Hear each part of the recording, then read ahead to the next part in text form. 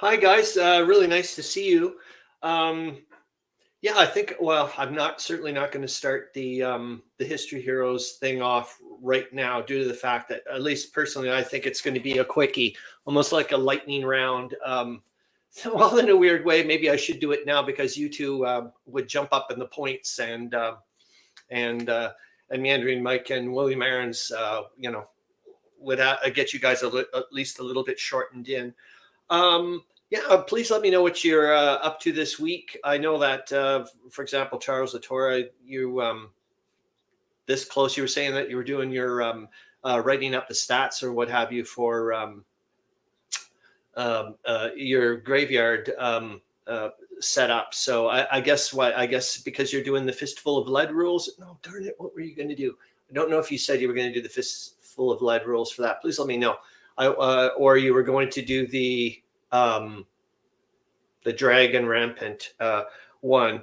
Yeah, yet again, I'm just doing a very pretty mellow way about. Oh, good morning, Meandering Mike. Hope you're doing well.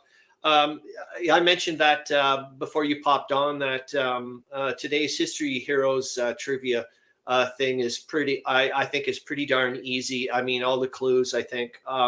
So I'm almost going to call it a lightning round thing. And yet again, I'm just going to take it pretty easy. Fistful of lead. Thanks, Charles.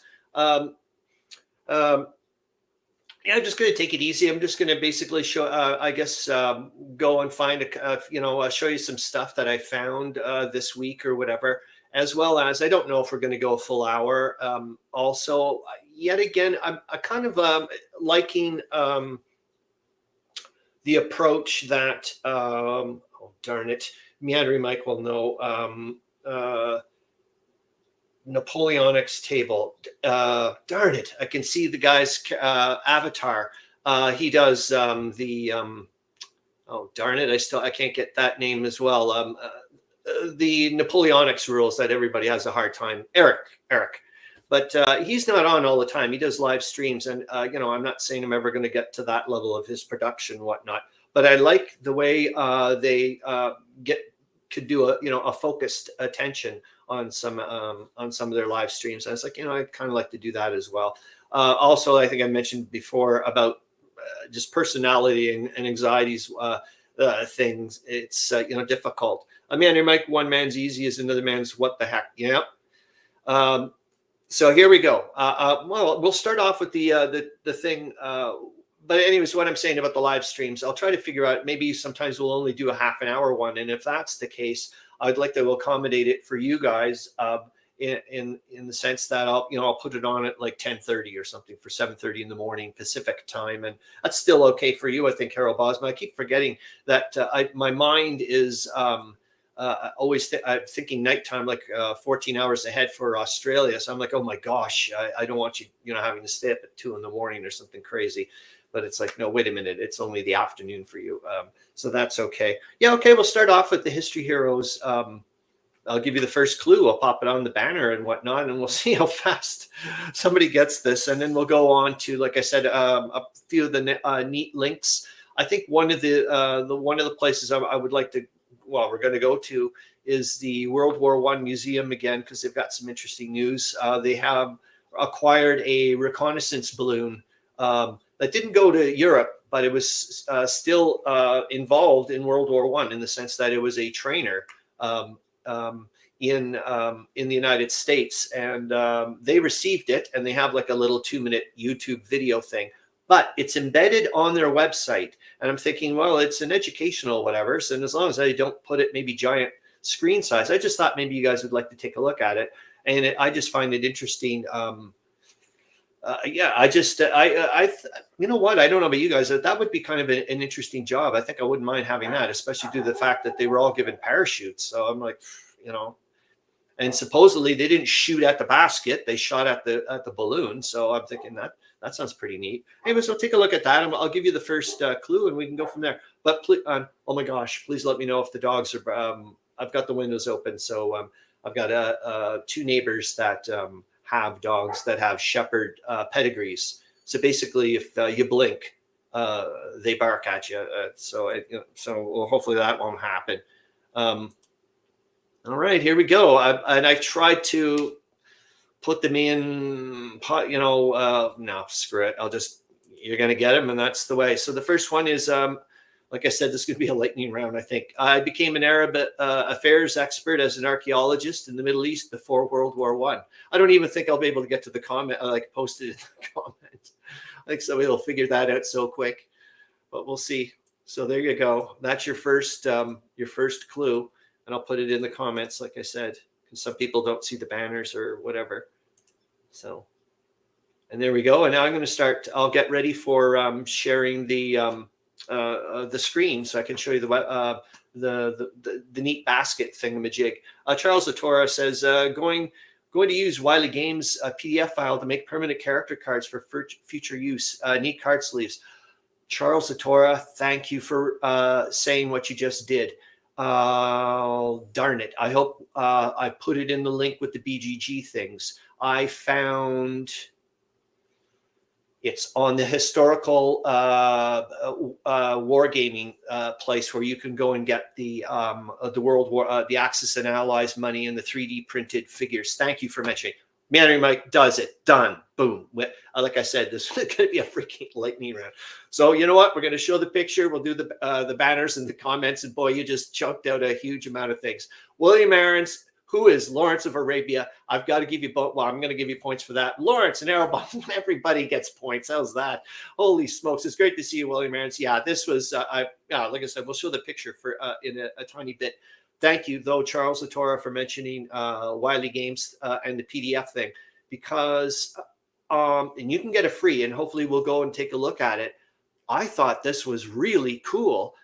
They have, and like I said, it's freely available. It's kind of like almost like he called it like a primer to get them into Axis and Allies, and they did a fully free. I think obviously they won't. No, it isn't fully free. The rules are download to free, but I think it's $30 American or something to get the game. And it's the first Balkan War. I thought, holy smokes, but it's Axis and Allies style. I thought that was pretty cool. And I think they even allow you to download the map, for goodness sake. So I think like I said, they're trying to sucker you into buying their products. So okay, I'm going to get rid of the banner and I'll show you the picture. Boy, that was fast, eh? Yeah, but I like the Joker fact. I thought that was an interesting thing. Hold on, there was another, and we will show the Atlas map. I'll show in a minute. I've actually highlighted the link things, so hopefully that'll help. History Heroes, and here we go. T.E. Lawrence, and hold on, I'll get you. I'm going to the comments. I don't need to show that. Harro Bosma, are you enjoying Axis and Allies 1914? Yes, I am, and I have not played it in 2 weeks since Rob was over, and coincidentally, Rob should be over tomorrow, and he seems to be, well, he's loving it. And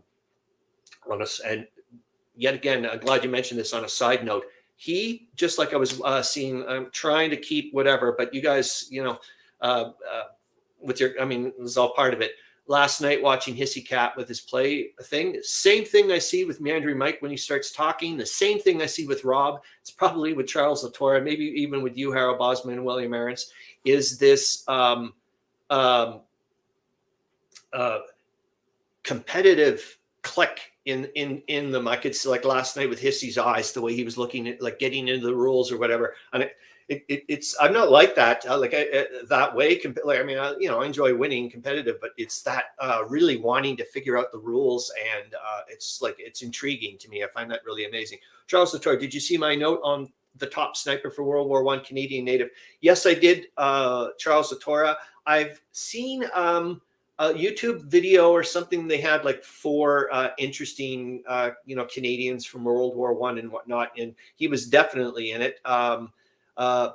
You probably, in an odd way, probably know more than I do.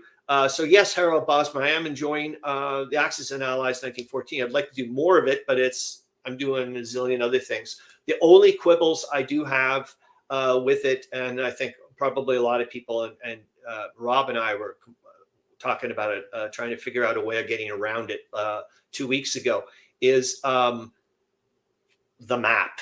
We were complaining, like I was like, gosh, not to be whatever, but I'm like, could they have just shrunk Africa? We understand what they're trying to do, but shrink Africa a little bit and realize that, I'm sorry, the main focus is in Europe and you just have to like go with it kind of thing.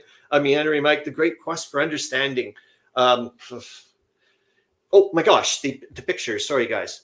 Going to share it because we're going off into I really want to show this balloon thing. I thought that was really neat, and also talking about the Hindenburg line. That was the main thing besides the links that I would like to chit chat a little bit about with you guys about the Hindenburg line was, and it's weird because how I ended up at the Hindenburg line talking looking into it is I said, okay, I got to stop looking at sustainment and merchant shipping and amphibious landing and so on and so forth. I do have to get there, but what's in the queue? Like what's in front of in the queue? And for sure, it's trenches because that's going to be coming into effect much quicker, January 1st, 1915 in my game. And the irony is, I'm like, okay, let's go to the grand campaign first before I get into the nitty gritty with the Sterling rules. And lo and behold, the Hindenburg line pops up first. And so it's ironic. I won't be doing anything with the Hindenburg line because according to the Weltkrieg rules, you're not allowed to do anything like that until 1916. But anyways, let's get to the T. Lawrence thing and we'll go from there. Oh yeah, I've got to present the screen. Window. And here we go. And we'll just look at the facts. And hopefully you guys can see that. I just have to see what you guys can see. Yep. Oh, goody. I'm just going to make it a little bit bigger. So I like the actual shot here. So like this one will take up more space, hopefully. Hopefully that helps. I'll take a look and see what you guys can see too. Boink. Yeah. So I helped the British support the Arab revolt against Turkey, Germany's ally in World War I.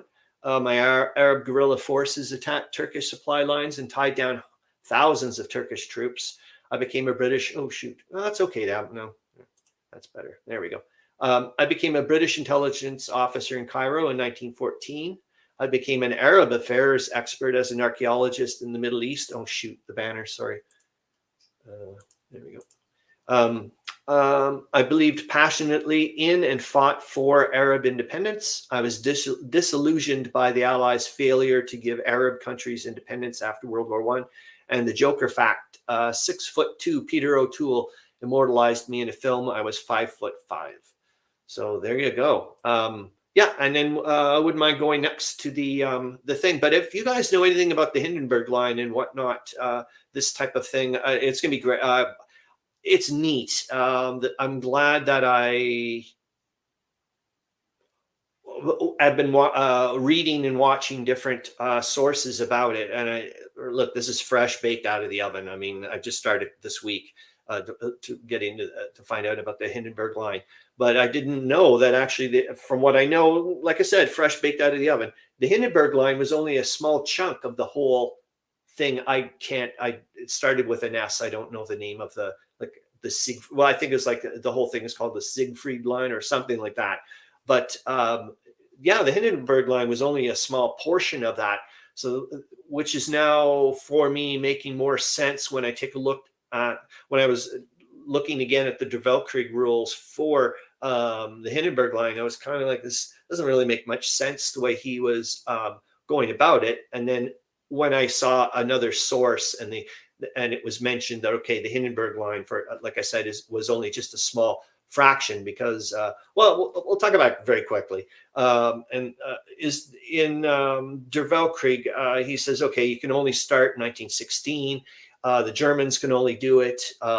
It has to start at the very first non-winter turn, and it ends at the very first one. That's a long time. And you have to have an engineering unit in that hex the entire time. And you're only allowed a maximum of 16 Hindenburg line hexes. And so 16, that's what, 20 kilometers. So 320 kilometer long, whatever, if you wanted to have it. And that's when I was starting to scratch my head a little bit when I was looking into the historical bits about the Hindenburg line, and they were talking about, okay, first of all, they started doing it in September or something like that. So I was like, what the hell is he talking about? And, you know, it was finished really quickly, relatively speaking, the way he was talking about it. And it was only, I think it would have only been 7 hexes instead of, so that would have only been 140 kilometers, not this, whatever, the 16 hexes. So I was like, what the heck's going on? That's when I started thinking, okay, maybe the designer, Dave Schroeder and Weltkrieg there, have baked it in that way, in the sense he's like, okay, he's calling it the Hindenburg line because that's what everybody knows, or, you know, it's the common phrase, but it really isn't. In other words, what maybe De Weltkrieg means by the Hindenburg line is actually the whole thing. That's why you're allowed to have 16 hexes. That's why it takes so long to do. Perhaps, I'm not sure. On a thing, we'll get to it. Well, I will, like I said, we'll go off to show you the basket and whatnot. And this was because of Meandering Mike mentioning to me about, does the rules have anything about, does it cost anything to make a trench, or, you know, that type of stuff? And it doesn't. And I was wondering later on, I was like, is there a possibility that it's been abstracted or baked in the way these terms I hear people keeping using, so hopefully I'm using them properly in the right context.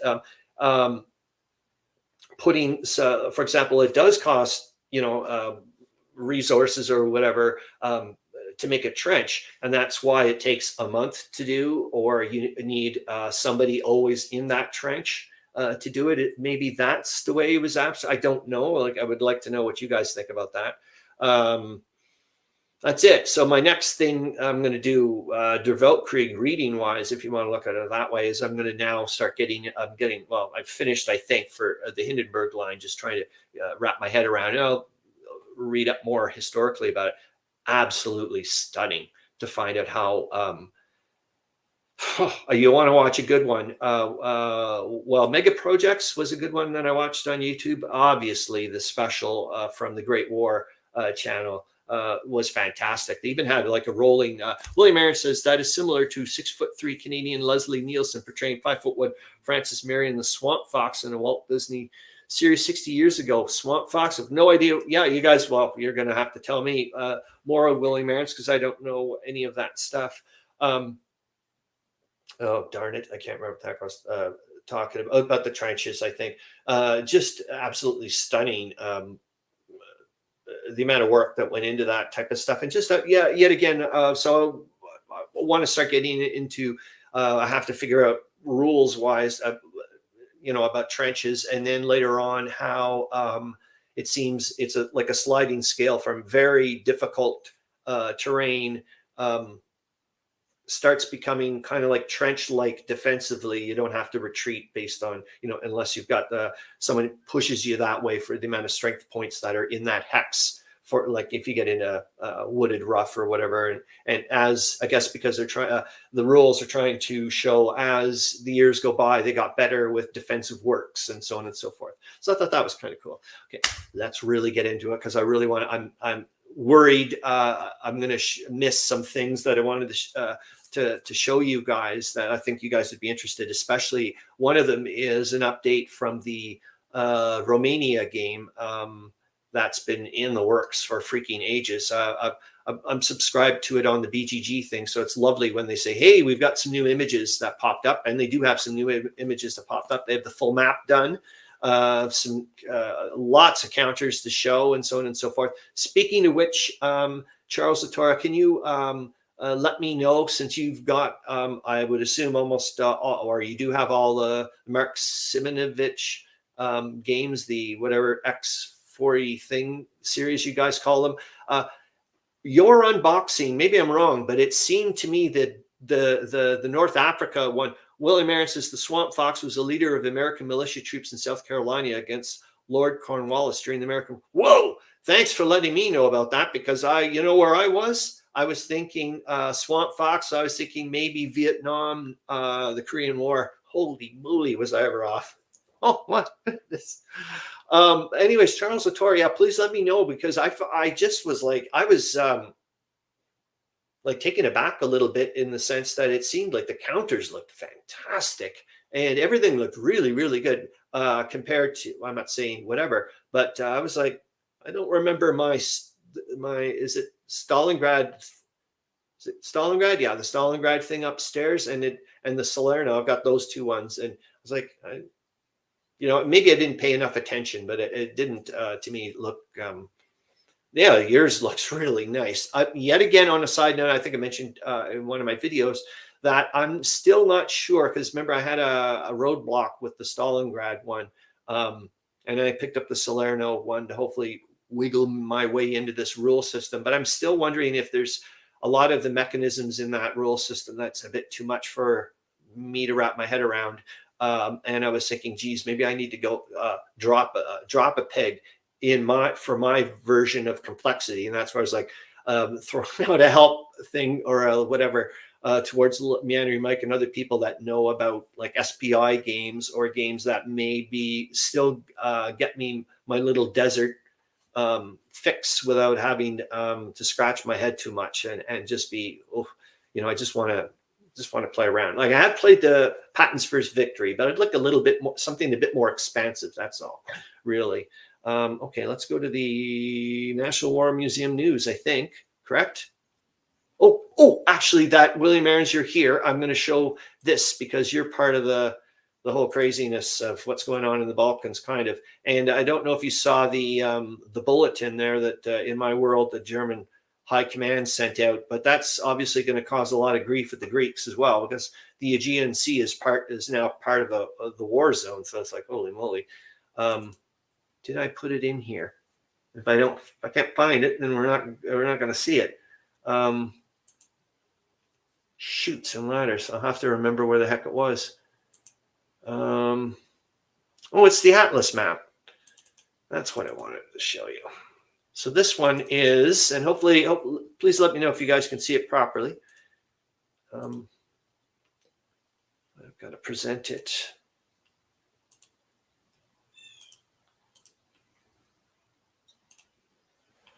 All right, and hide. Hopefully you guys can see that. Yeah, and I screwed around a little bit. I actually got to see what you guys can see.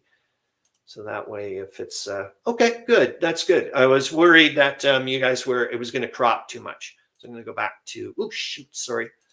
There we go. And then I'm going to go. I have to go back to the actual thing so I can play with it. So yeah, like you see here, because I just found, remember it's black and white. So I thought, okay, I'll put in the red coloring so we can just, differentiate a little bit. But I was pretty, and I've been reading a little bit more, like jumping ahead to find out what was going on. And it's amazing to find out that the Brits actually did go up there because they were afraid the Greeks were going to continue marching up north and taking more and more of Albania over here. But you can see here, hopefully I'm not going too quickly here for you guys, but you can see, there you can see the little whatever, and then we'll zip back down. So I wasn't really all that fussed about the red, what was going on with Serbia. I was more interested in what was going on with down towards here with Albania, with all you guys, because this is all, everybody's involved. Except Harro Bosma, you don't have a nation. You would have to pick, if you wanted to, you would have to pick Bulgaria, Romania. Meandering Mike says the Hindenburg line was a British-American term for the Siegfriedstellung. Thank you. Yeah, if I said it kind of right. And yeah, this is a whole other thing I can't wait to get to find out, because it is a mindset. And I wanted to not say that. Hold on, I want to bring it. No, that's a good spot for it. I did want to. Charles Latora says they keep getting better and better looking. Holland 44 was my first, and yes, at the beginning it was a kick in the backside, but it was so much fun getting my backside kicked. Allies only got past Eindhoven. Okay, Charles Latora, so maybe it isn't my imagination that. The components looked a heck of a lot better. Excuse me. So, so what I was saying about the Hindenburg line is I'm trying to figure out, like, I understand that it's a mindset, and when would that time, it's too early now in the timeline. I mean, 1915, people are still, like I said, there's probably a few people going, whoa, this could go really on and on. But I don't think anybody's in the realm of trying to start making some kind of Hindenburg line for their sides, but maybe some kind of secondary trench works, which I would like to consider doing, whatever. But anyways, let's go to, I'm going to stop this one, and then I'm going to present so we can go straight up to the, right there. All right. How do I do this? Yeah, we're going to share the audio for now and hope to God that you hear it. If you guys don't hear it, let me know. So hopefully you guys can see that. Oops, I forgot to do. No, you guys can see that. Good. Harro Bosma, ironic how Romania was squeezed by Central Powers and joined Axis 25 years later. Oh my gosh, Harro Bosma, it's interesting that you say that. Yeah, because I was earlier in the week when I was looking into, and that's when I stopped and I was like, okay, you got to go off into trenches and figure out stuff. And I was looking into figuring out the Japanese naval presence in the Mediterranean when it started. And then I went off to take a look at their war aims and whatnot. And here they are, some of them were starting to try to split off away from the British and wanting to cozy up with the Russians to see if that would help them with gaining a more permanent foothold on the mainland. And I was thinking, oh my gosh. And here you guys are less than, 10 or 11 years later or earlier, we're in a monster war with the Russians. Just amazing. So yeah, you're right, Harro Bosma. It's crazy, isn't it? That 1 minute, your friend, next minute it's your enemy. And oh my gosh, crazy world. So here we go. You guys can see it. That's wonderful. I'm going to pop it on and hopefully you guys can hear it, because I don't think I'm being, like I said, it's there. So I'm going to go to this website. I need to go so I can fiddle with it. So there you go. It says here, World War I. Well, I'm not going to read it because that guy is, he will actually show you. So there's some American troops looking over, I would assume, a map, like the guy says. Assume a map. So I'm going to put it just at this size, and hopefully you guys can see it. And away we go. So this is a World War I observation balloon basket. This would be attached to an observation balloon. It would go up to 6,000 feet in the air or whereabouts with 2 pilots. These were used for observation, obviously, doing things like mapping the front, directing artillery fire, trying to figure out the disposition of the trenches and where the enemy was located. It came to us it was actually used in the observation battalion training squadron outside of Norfolk, Virginia during the war. World War I was really the pinnacle of the use of observation balloons in warfare. They've been used dating back to the late 18th century, but this is where it kind of reached its peak. Interestingly, about the pilots and observation balloon pilots, they actually were given parachutes, unlike aircraft pilots, because there's no type of defense mechanisms when you're in an observation balloon. If these pilots were attacked by an airplane, they simply jumped out the side and landed using a parachute. This was different than the airplane pilots. They usually were not issued parachutes because they were bulky in the cockpit, they were uncomfortable, and a lot of military authorities believed that wearing a parachute was a sign of cowardice. They were worried that they would jump out of the airplane when they were first attacked instead of staying in the mountain. So on the inside, it's still pretty much intact. It's very practically laid out. You have pockets here for maps, for equipment. You have pen and pencil holders. It's still pressed in the basket itself. 1 to 3 pilots could be in this thing at any one time. They'd be making notations on maps. They might be sketching trenches on the battlefield, and they would. Some of them could be what were used telephones to call down and direct artillery fire. It would be tethered to the ground, so these balloons would not be flying over the battlefield with very little control. But they were a big target for aircraft because they knew that these were the guys who were directing artillery fire against their comrades. Today, it's debut at the museum itself. We wanted to do this before Balloon Glow in order that we knew there would be people very interested in this type of artifact. It will, for the time being, it will take up residence in our new open storage facility, where people can see it when they come down to the lower level of the museum of memorial.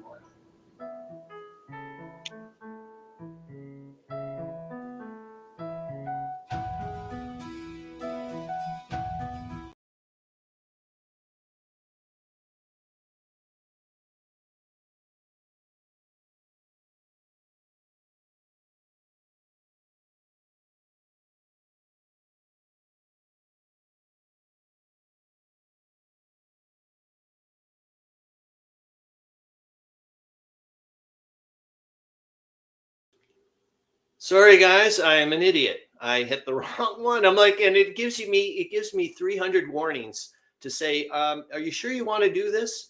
Are you sure you want to do this? Can you, hopefully you can see me now, Meandering Mike. Good Lord in heaven. Good Lord in heaven. That's all I got to say. Hopefully you can see me again. I hope.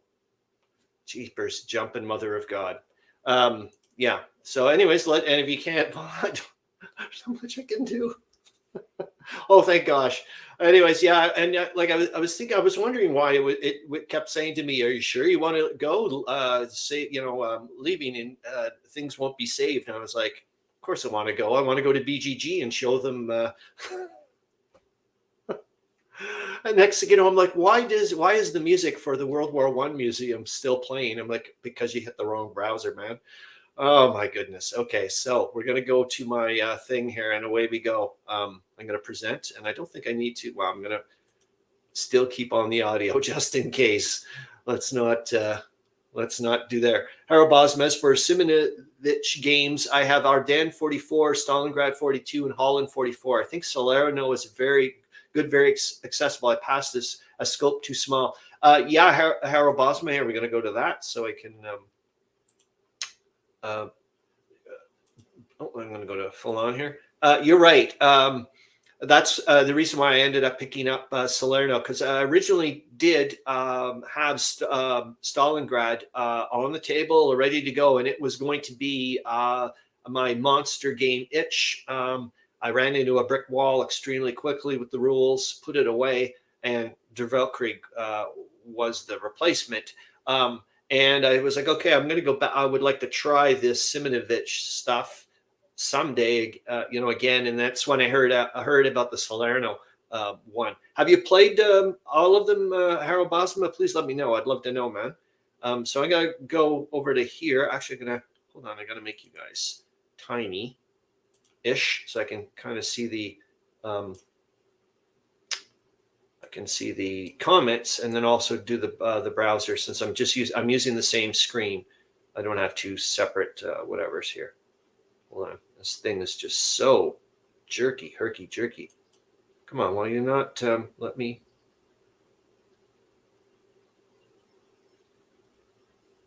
God, you're irritating.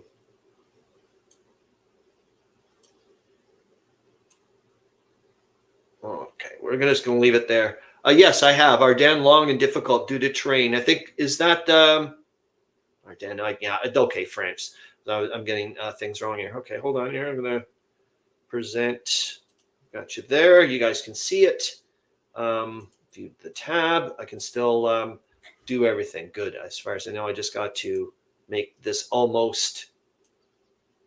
I'm getting there, guys. I'm getting there.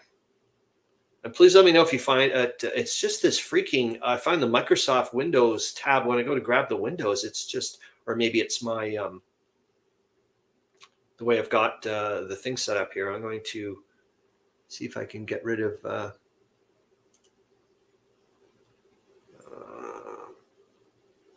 No, I'm just. You know what? Stop playing around. So you guys can see that. Oh no, you can't. No, I just have to do the. Hold on. What the hell can you guys see? You can't see that. Okay, I'm looking at the wrong thing. Good Lord. So here's the 1916 Romania thing I wanted to show you guys. Like I said, the new stuff. Some new pictures popped up. Hopefully you guys can see that. Goody. So where are the new ones? Here we go. The full map, and from there on. So you guys can see that. Yeah, that's not too bad. I like the. I don't know what you guys think, but it's unfortunate. I wish they would have put it the landscape mode. That would have been nice, but it was probably done with a mobile phone. And I'll go to the. Take a look at some of the counters. I found I don't understand. Maybe you guys know like all this stuff, but some of it's starting to look a little bit confusing for me. Oh gosh, those look pretty neat.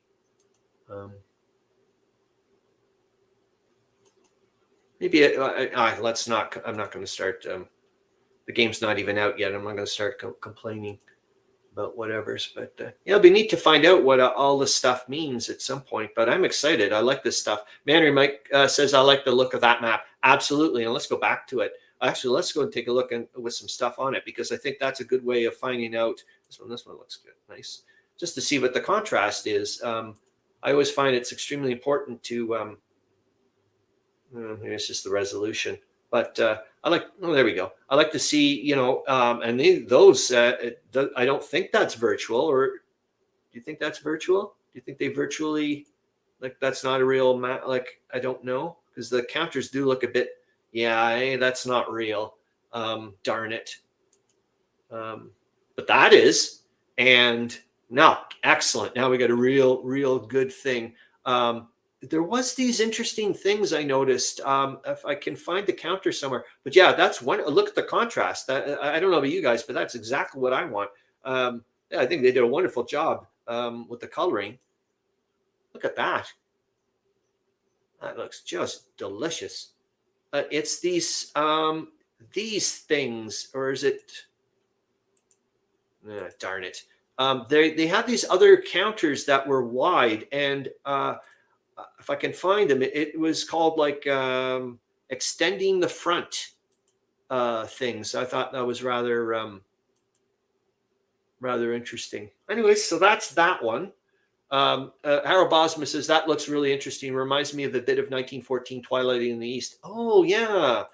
Speaking of which, on a side note, that because I did pick up the new version of Desert Fox Deluxe a long time ago, and okay, what else did I want to go to? Let's go to the profile because it'll show me my last bits that I wanted to. Yes, and we're going to go to here. That I'm hopefully maybe going to trade that with one of the other. Actually, he comments quite often on my videos. The Grog Shed. He lives in Ottawa as well, and he has Serbian Moose Sterbin. I think that's how you pronounce it. The GMT game that. I think is also the Twilight in the East based on it. Harro Bosma, if you can correct me. I know that Charles Latora also picked that one up, that game. Yeah, so that's it. So like I said, I wanted to do each week to try to get into finding out about, yes, it's the little brother. Thank you, Harro Bosma. Meandering Mike says, the blurb for Romania 1916 Prelude to Blitzkrieg says it is partially based on Mike Resch design. Can you give me more info about that then, Meandering Mike? Because I don't know, is Mike Resch part of the Twilight in the East stuff? I'd be interested to know. So like I said, each week, I just want to find out more about other World War I games and share them with you. This one was I randomly grabbed this one and I was like, oh, not actually, it was this one. It was, but this one didn't have a heck of a lot of information on it. Harro Bosma says, Resch, yes, it is 1914. Okay. Meandering Mike says, yes, he designed Twilight in the East. Thanks, guys. So I was like, yeah, it didn't have much information on this. That's when I went to Chris Pierre's thing and found this one. And it obviously has a lot of, look at that. So this is Vimy Ridge. This was being played in Edmonton. There it is. There, back in a thing called Mayday. So they obviously, I would assume, are also playing, doing their convention at the same time that Can Games is being held, the Victoria Day Long Weekend, which is in May. I would assume that's why it's called Mayday. Maybe I'm wrong, but I don't know what that's in, but interesting character. So yeah, let's see. There was a zillion other ones. I don't know. I just have to maybe I'm going the wrong way. Yeah. Look at that. Neato. So I really don't know if it's if it's a good game or a bad game or whatever. Hold on, I should have brought my reading glasses. I did. Oh, on a side note, well, I'm going to grab the things and we'll go and hold on. I go and grab the links. So this was. I'm just going to show it to you very quickly because I think you guys may enjoy seeing it.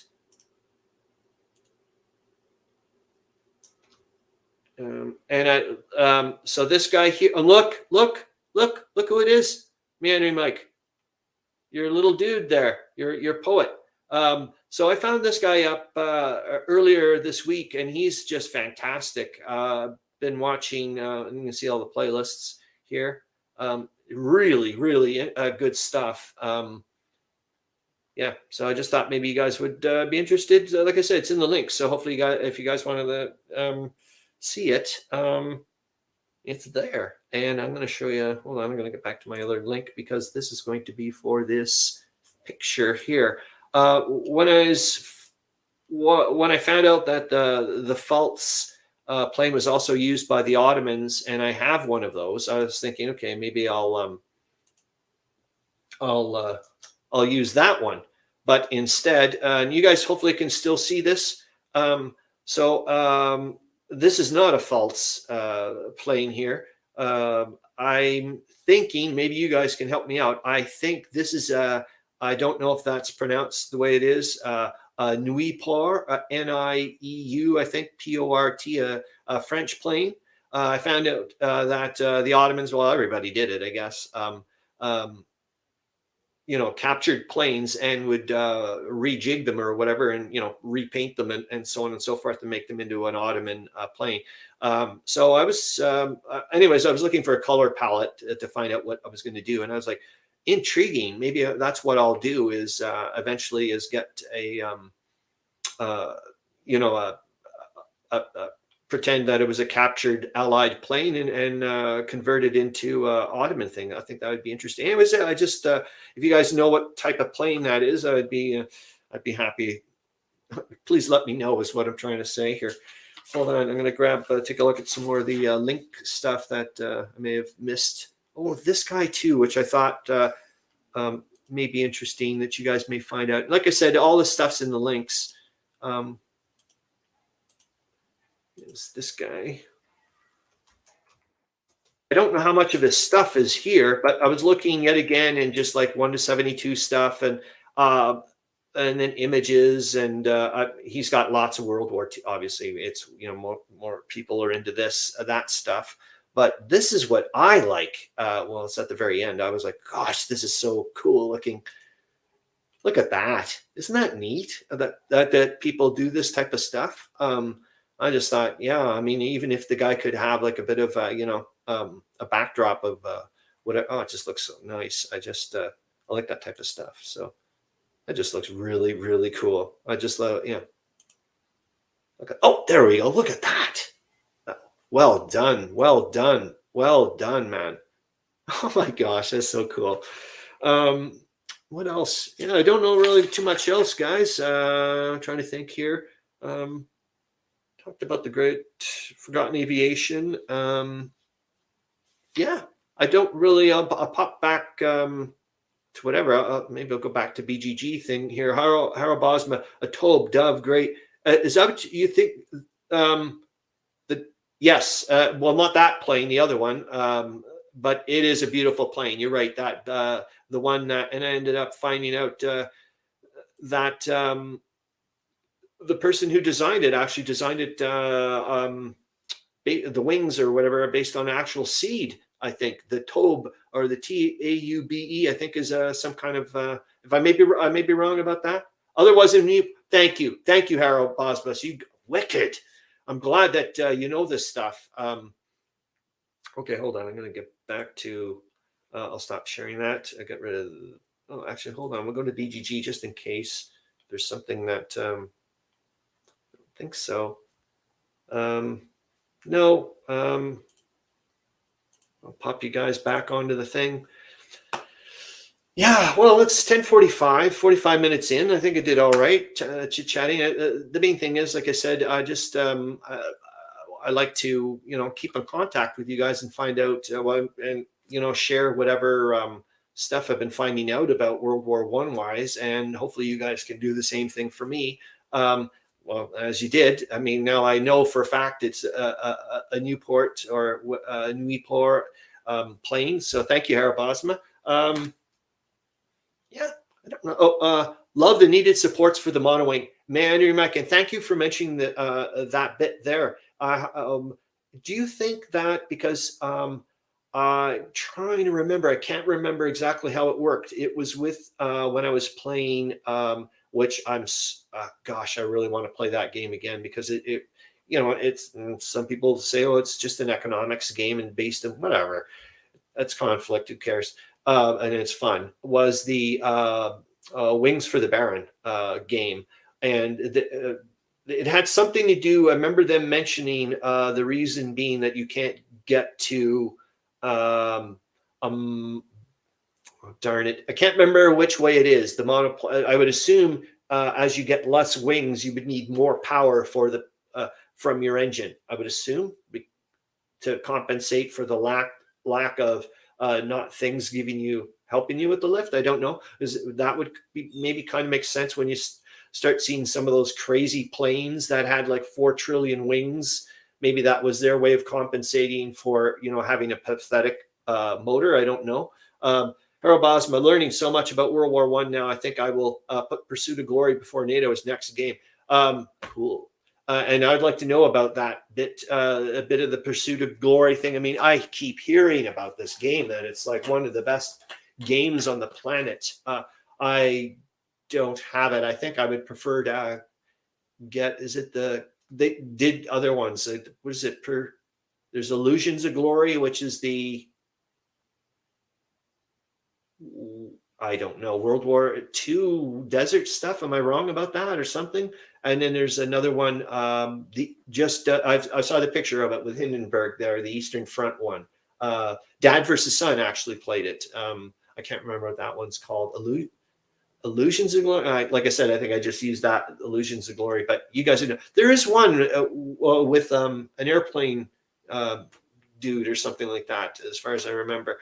Yeah, that's it. Like I said, I'm going to start looking up on trenches, and I'll pop it into the Weltkrieg stuff for you guys. Harro Bosma, Pursuit is super Middle East, but rules-wise a real challenge. Okay.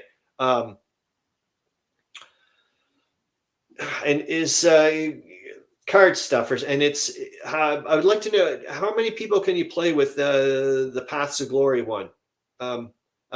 Meandering Mike says the stacked multi-wings were less efficient. There was drag between the wings. Okay, so yeah, I guess it must always be this compensation of like the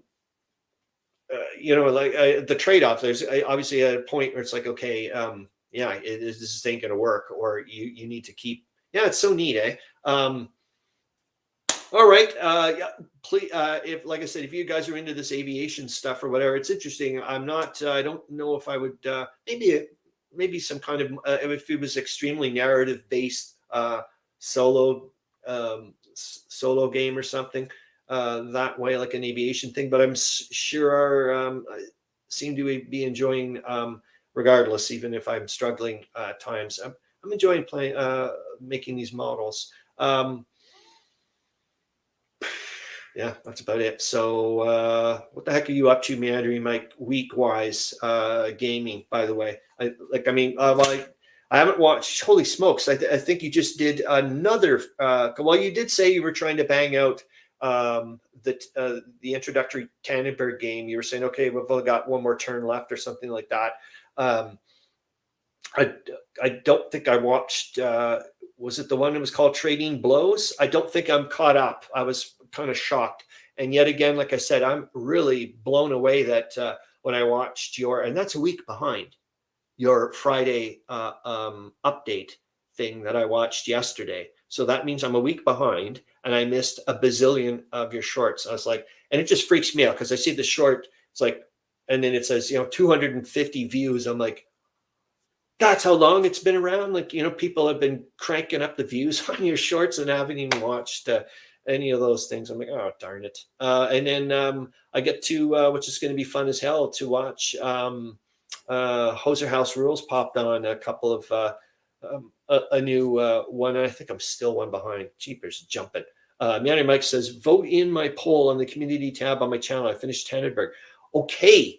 Excellent. So I did then miss one. So I get some fun to watch, another stuff to watch. And, it's kind of neat, Charles, Latora, which I think is, I'm like, hopefully not getting pressure as if you, all the hype that is other people are chit-chatting about your graveyard thing. I think it's so cool. Yeah, so hopefully that goes well. And my God, man, I love the way you set out that layout. Like I was saying in one of your comments, the spacing of your trees. I thought that was really cool. Yeah, it was so nice to see that full on shot. Meandering Mike, surprisingly, the Spanish-American War is beating out World War I and World War II. Hey, man, that's the way it goes, isn't it? And well, maybe people are interested, like, hey, let's find out about more of this. I don't know, sweet pea all about it. So that would be kind of cool to find out about, even though I think I was, that's really, well, it doesn't matter. What am I saying? It's part of your 10 list this year. So you're going to be playing it regardless. Harro Bosma, we'll look at the poll, Mike. Well done, my friend. Yeah, I think I've already. Well, I did the poll for that, but like you said, I have to go and look at the poll. Or I did your thing. I did vote for that one, but maybe you've got another thing going on. That's it. And what did you say, Harro Bosma? Oh my God! Wait a minute. What am I saying here? You were just about to get going with the NATO thing, and now you're saying you may put it away. You do know that you can do both. I don't know what kind of space you have, but in your place. But I do remember you commenting after watching my video wander around, saying, "Oh, this is inspiring me or motivating me to do things." So maybe you should be annexing some space for so you could play both games. That would be kind of nice. Meandering Mike, yep, we'll play them all eventually. So yeah, that's the thing is we're all winners in the sense that you're going to end up playing your 10 games. So, and my God, as we all know here, Harro Bosma, no space. Well, you're going to have to get perhaps creative and imaginative. Because yeah, I would like to find out about, to be honest with you, about this NATO game, because that's I would love to know. Like what components, like is air war Harro Bosma says, yes, I need a table like yours. Charles Latora, working on my own monster and counter tables based on what critters I have. Yes. And you were saying in one of your comments that you were hoping that you're commenting on with Meandering Mike there about that you were hoping that some more critters were going to be showing up later on this week. That's about it, really. Yeah, please. I was saying about the NATO game is that's a whole other kettle of fish. The only times I ever get little teaser tidbits of finding out about that type of stuff is, and yet again, I don't watch enough of it. Is Jezza One, his videos, and he was doing quite a bit of that type of stuff. But just yet again, I don't know. It'd be neat to see the differences. I mean, little bits of the World War II stuff that is like this mobile warfare, different than World War I and all that type of stuff. And you can only go, you can't just go on and on and on. You have to stay always within the limits. So yet again, when I heard about, the Barbarossa stuff and supposedly the tanks had to keep stopping because of the trucks couldn't bring the gas in time or something.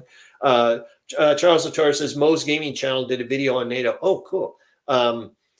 Yeah, like I was saying about this, this whole air thing must be bizarre. Like you guys have all this you can bring in jets from Lord knows where. I don't know how that all gets into, where you're still playing around with land units and all that stuff. Okay, guys, that's it. I'm going to shut down a little bit. I'm hoping that the weather is, I was mentioning to Charles Latora, I've got AccuWeather says, go for it. You got a great day ahead. And Environment Canada is saying it's going to rain.